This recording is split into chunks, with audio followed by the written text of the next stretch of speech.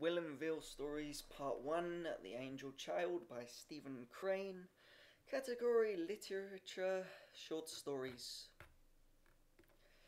The Angel Child from Whilomville Stories by Stephen Crane.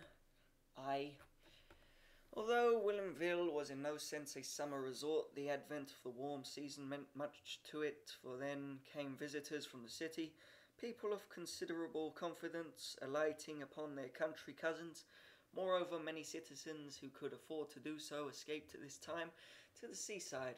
The town, with the commercial life quite taken out of it, drawled and drowsed through long months, during which nothing was worse than the white dust which arose behind every vehicle at blinding noon, and nothing was finer than the cool sheen of the hose sprays over the cropped lawns under the many maples in the twilight.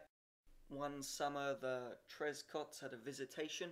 Mrs. Trescott owned a cousin who was a painter of high degree. I had almost said that he was of national reputation, but come to think of it, it is better to say that almost everybody in the United States who knew about art and its travail knew about him. He had picked out a wife, and naturally, looking at him, one wondered how he had done. She was quick, beautiful, imperious, while he was quiet, slow, and misty. She was a veritable queen of health, while he apparently was of a most brittle constitution. When he played tennis, particularly, he looked every minute as if he were going to break. They lived in New York, in awesome apartments, where in Japan and Persia, and indeed all the world, confounded the observer. At the end was a cathedral-like studio. They had one child. Perhaps it would be better to say that they had one child. It was a girl. When she came to Whilomville with her parents, it was patent, and she had an inexhaustible store of white frocks, and that her voice was high and commanding. These things the town knew quickly. Other things it was doomed to discover by a process. Her effect upon the children of the Trescott neighborhood was singularly. They at first feared, then admired them and embraced. In 2 days she was a begum. All day long her voice could be heard, directing, drilling, and compelling those freeborn children, and to say that they felt oppression would be wrong, but they really fought for records of loyal obedience. All went well until one day was her birthday.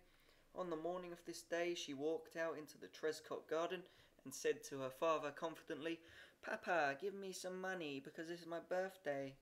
He looked dreamily up from his easel. "Your birthday?" he murmured. Her envisioned father was never energetic enough to be irritable unless someone broke through into that place where he lived with the desires of his life, but neither his wife nor child ever heeded or understood the temperamental values, and so some part of him had grown hardened to their inroads. "Money?" he said. "Here."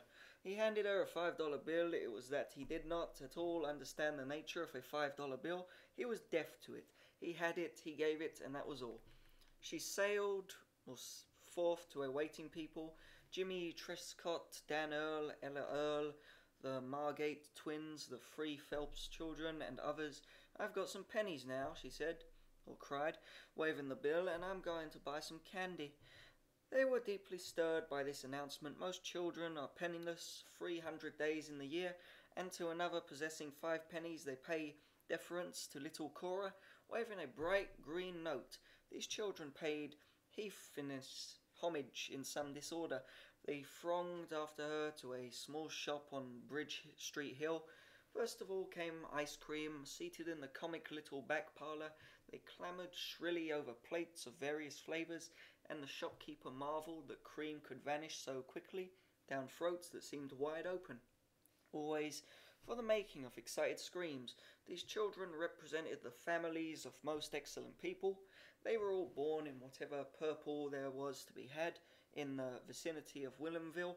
The Margate twins, for example, were out-and-out prize winners, with their long golden curls and their countenances of similar vacuity. They shone upon the front bench of all Sunday school functions, hand in hand, while their uplifted mother felt about her the envy of 100 other parents, and less heavenly children scoffed from near the door. Then there was little Dan Earl, probably the nicest boy in the world. Gentle, fine-grained, obedient to the point where he obeyed anybody. Jimmy Trescott himself was indeed the only child who was at all versed in villainy. But in these particular days he was on his very good behaviour. As a matter of fact, he was in love. The beauty of his regal little cousin had stolen his manly heart.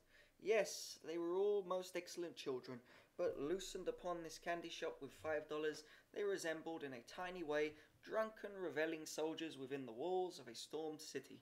Upon the heels of ice cream and cake came chocolate mice, butterscotch everlastings, chocolate cigars, taffy on a stick, taffy on a slate pencil, and many semi-transparent devices resembling lions, tigers, elephants, horses, cats, dogs, cows, sheep, tables, chairs, engines, both railway and for the fighting of fire, soldiers, fine ladies, odd-looking men, clocks, watches, revolvers, rabbits, and bedsteads. A cent was the price of a single wonder. Some of the children, going quite daft, soon had fought to make fight over the spoils, but their queen ruled with an iron grip. Her first inspiration was to satisfy her own fancies, but as soon as that was done, she mingled prodigality with a fine justice, dividing, balancing, bestowing, and sometimes taking away from somebody even that which he had. It was an orgy. In 35 minutes those respectable children looked as if they had been dragged at the tail of a chariot. The sacred Margate twins, blinking and grunting, wished to take seat upon the floor, and even the most durable Jimmy Trescott found occasion to lean against the counter, wearing at the time a solemn and abstracted air, as if he expected something to happen to him shortly. Of course their belief had been in an unlimited capacity, but they found there was an end. The shopkeeper handed the queen her change, $2.73 from 5 leaves, 2.70, 20.70, 20, fuck that, Miss Cora said, looking up upon her admiration. She left swiftly and turned swiftly to her clan. Oh, she cried in amazement, "Look how much I've left." They gazed at the coins in her palm. They knew then that it was not their capacities, which were endless. It was the $5. The queen led the way to the street. "We must think up some way of spending more money," she said, frowning. They stood in silence, awaiting her further speech. Suddenly she clapped her hands and screamed with delight. "Come on," she cried. "I know what let's do. Now, behold," she had discovered the red and white pole in front of the shop of one William Nitgee, a barber by trade. It becomes necessary to say a few words concerning Nitgee. He was new to the town. He had come and opened a dusty little shop on Dusty Bridge Street Hill, and although the neighbourhood knew from the courier winds that his diet was mainly cabbage, they were satisfied with that meagre datum. Of course, Rafe Snyder came to investigate him for the local Barbers' Union, but he found in him only sweetness and light, with a willingness to charge any price at all for a shave or haircut. In fact, the advent of Nitgee would have made barely a ripple upon the placid bosom of Whilomville, if it were not that his name was Nitgee. At first the people looked at his signboard out of the eye corner and wondered lazily why anyone should bear the name Nitgee.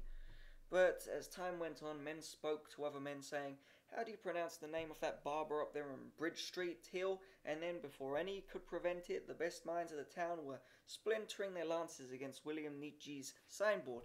If a man had a mental superior, he guided him seductively to this name and watched with glee his wrecking. The clergy of the town even entered the lists. There was one among them who had taken a collegiate prize in Syriac, as well as in several less opaque languages, and the other clergymen, at one of their weekly meetings, sought to betray him into this ambush. He pronounced the name correctly, but that mattered little, since none of them knew whether he did or not, and so they took triumph according to their ignorance. Under these arduous circumstances, it was certain that the town should look for a nickname, and at this time the nickname was in process of formation. So William Nitgee lived on with his secret, smiling foolishly toward the world. "Come on," cried little Cora.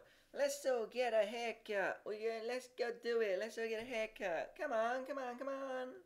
The others were carried off by their feet by the fury of this assault to get their hair cut. What joy! Little did they know if they were fun.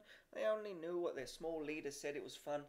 Chocolate-stained but confident, the band marched into William Nietzsche's barbershop. "We wish to get our hair cut," said little Cora, haughtily.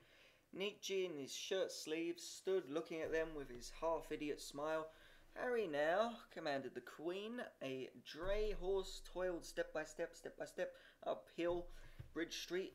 A far woman's voice arose. There could be heard the ceaseless hammers of shingling carpenters. All was summer peace. "Come on now, who's going first? Come on, Ella, you go first. Getting a haircut. Oh, what fun." Little Ella Earl would not, however, be the first in the chair. She was drawn toward it by a singular fascination, but at the same time she was afraid of it, and so she hung back, saying, "No, you go first. You go first."